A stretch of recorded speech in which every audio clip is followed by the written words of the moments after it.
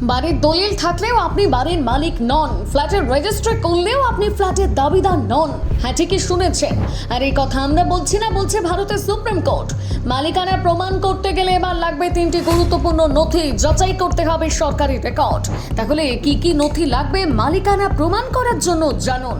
প্রথমেই আসি রেজিস্ট্রেশন বা রেজিস্ট্রি দলিলে।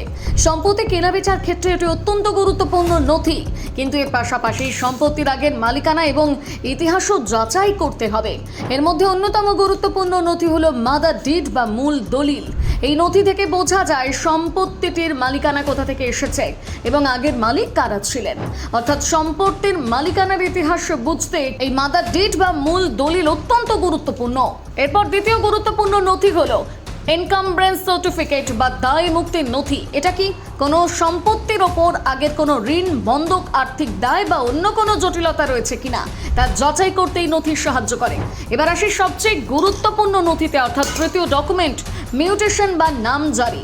সহজ ভাষায় সম্পত্তি কেনার পর সরকারি রাজস্ব রেকর্ডে নতুন মালিকের নাম নথিভুক্ত করার প্রক্রিয়াই হলো মিউটেশন।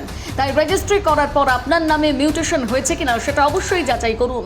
তবে একটা বিষয় মনে রাখবেন, মিউটেশন নিজে মালিকানা তৈরি করে না, এটি মূলত সরকারি রাজস্ব রেকর্ডে মালিকের নাম পরিবর্তনের প্রশাসনের প্রক্রিয়া। আসল মালিকানা নির্ধারণের বৈধ দলিল ও সম্পত্তির সত্যের ধারাবাহিকতাই গুরুত্বপূর্ণ।